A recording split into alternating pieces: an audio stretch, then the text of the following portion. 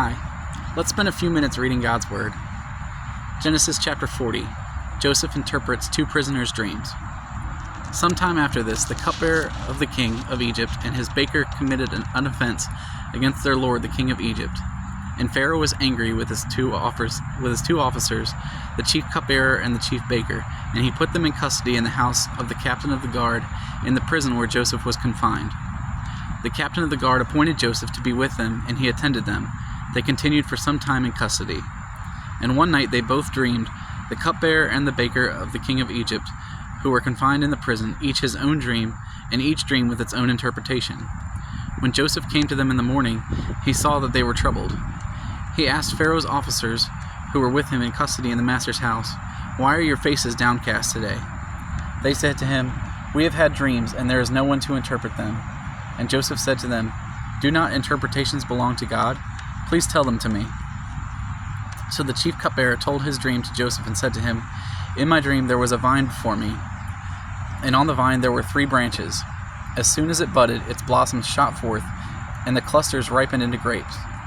Pharaoh's cup was in my hand, and I took the grapes and pressed them into Pharaoh's cup and placed the cup in Pharaoh's hand." Then Joseph said to him, "This is its interpretation. The 3 branches are 3 days. In 3 days Pharaoh will lift up your head and restore to you your office, and you shall place Pharaoh's cup in his hand as formerly when you were his cupbearer.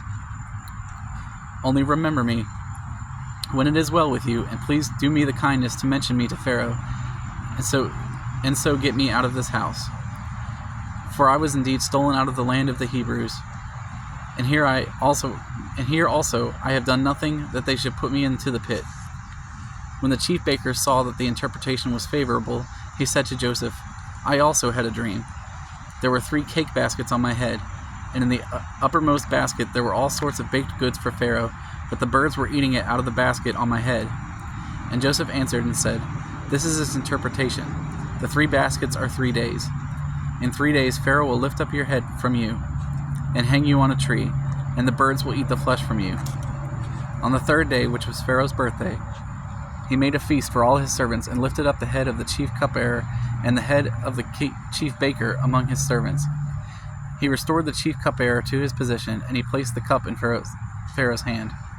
And he hanged the chief baker, as Joseph had interpreted to them. Yet the chief cupbearer did not remember Joseph, but forgot him. Chapter 41. Joseph interprets Pharaoh's dreams. After 2 whole years, Pharaoh dreamed that he was standing by the Nile. And behold, there came up out of the Nile 7 cows, attractive and plump, and they fed in the reed grass.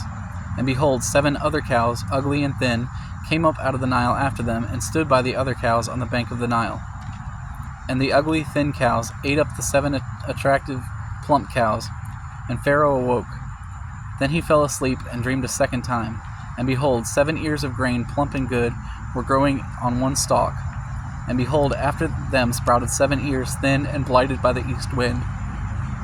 And the thin ears swallowed up the 7 plump, full ears. And Pharaoh awoke, and behold, it was a dream. So in the morning his spirit was troubled, and he sent and called for all the magicians of Egypt and to all its wise men. Pharaoh told them his dreams, but there was none who could interpret them to Pharaoh. Then the chief cupbearer said to Pharaoh, "I remember my offenses today.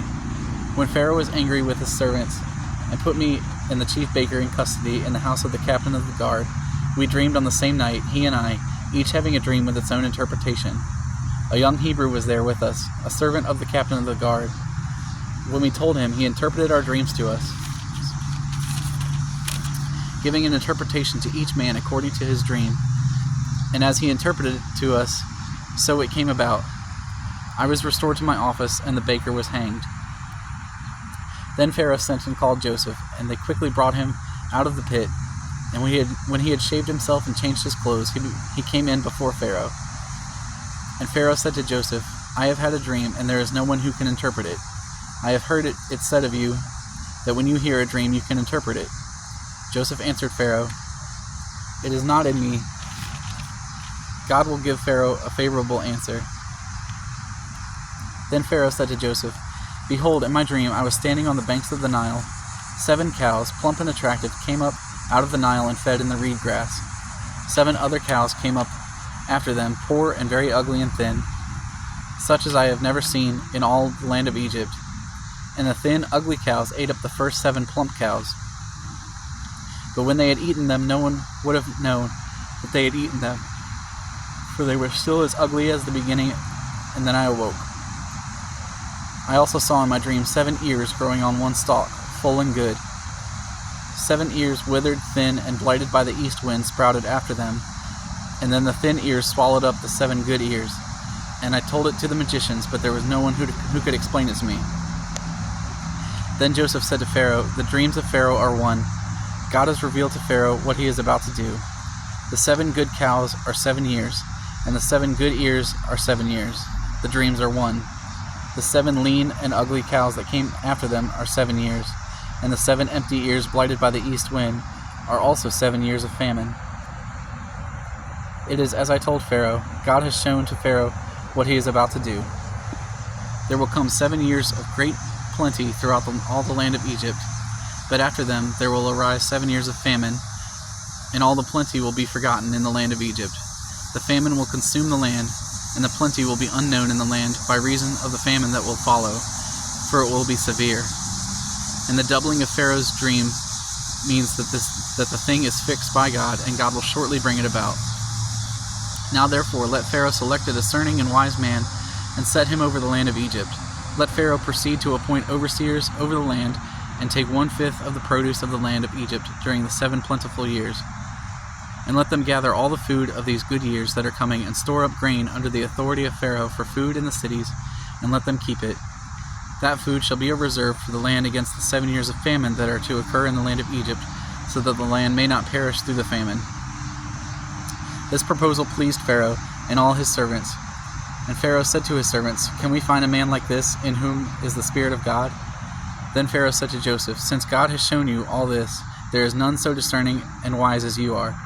You shall be over my house, and all my people shall order themselves as you command.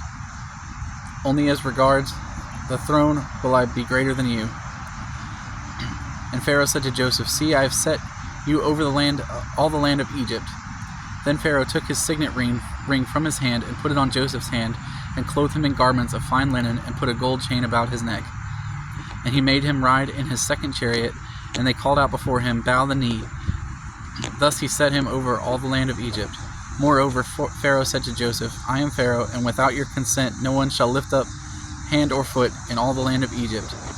And Pharaoh called Joseph's name Zaphanath-Paneah, and he called him in marriage, and he gave him in marriage Asenath, the daughter of Potipharah, priest of On.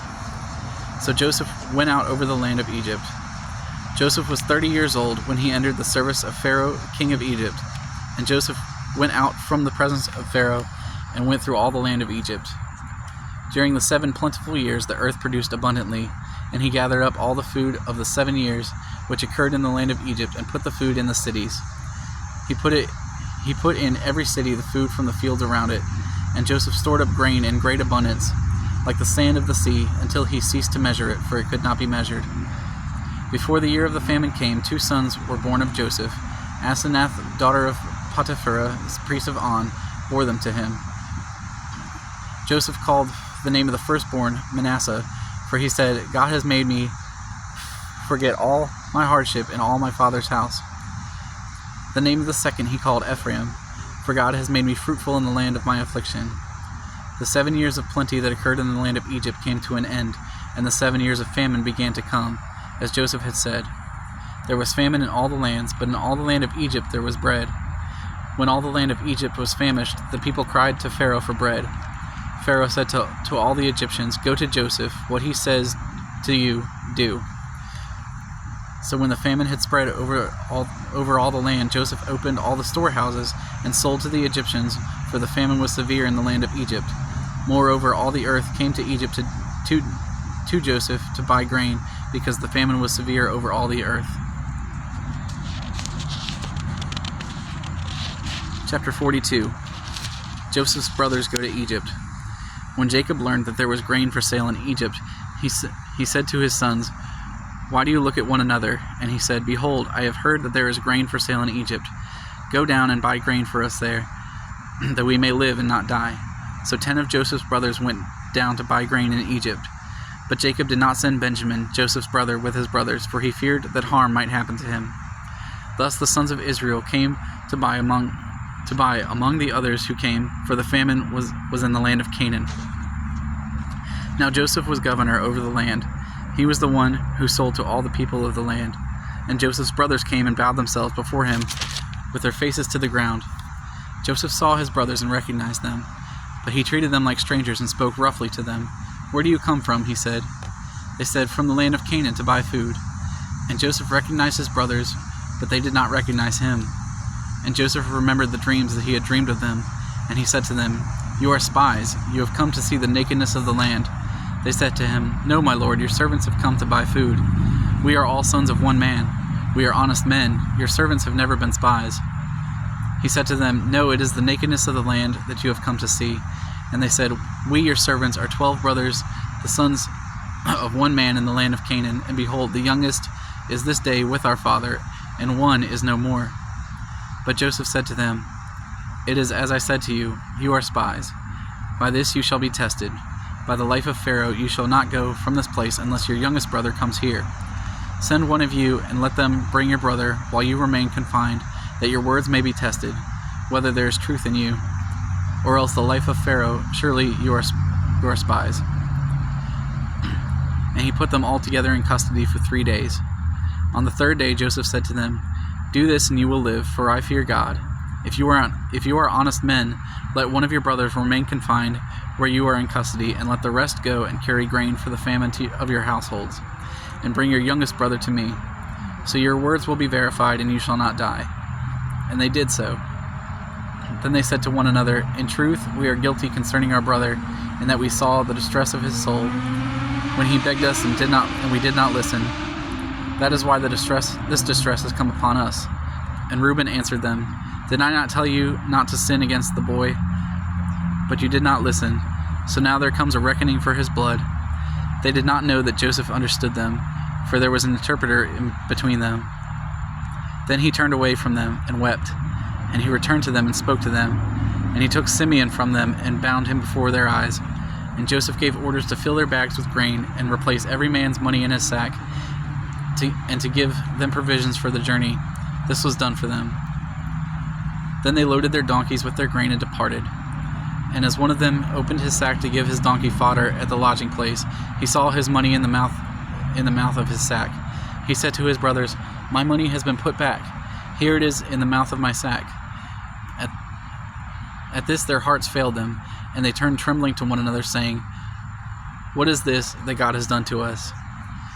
When they came to Jacob, their father, in the land of Canaan, they told him all that had happened to them, saying, "The man, the lord of the land, spoke roughly to us and took us to be spies of the land. But we said to him, 'We are honest men. We have never been spies. We are 12 brothers, sons of our father. One is no more, and the youngest is this day with our father in the land of Canaan.' Then the man, the lord of the land, said to us, 'By this I shall know that you are honest men. Leave one of your brothers with me, and take grain for the famine of your households, and go your way. Bring your youngest brother to me. Then I shall know that you are not spies, but honest men, and I will deliver your brother to you, and you shall trade in the land.' As they emptied their sacks, behold, every man's bundle of money was in his sack. And when they and their father saw their bundles of money, they were afraid. And Jacob their father said to them, 'You have bereaved me of my children. Joseph is no more, and Simeon is no more, and now you would take Benjamin. All this has come against me.' Then Reuben said to his father, 'Kill my 2 sons if I do not bring him back to you. Put him in my hands, and I will bring him back to you.' But he said, 'My son shall not go down with you, for my brother is dead, and he is the only one left. If harm should happen to him on the journey that you are to make, you would bring down my gray hairs with sorrow to Sheol.'" We will continue on with more chapters at another time.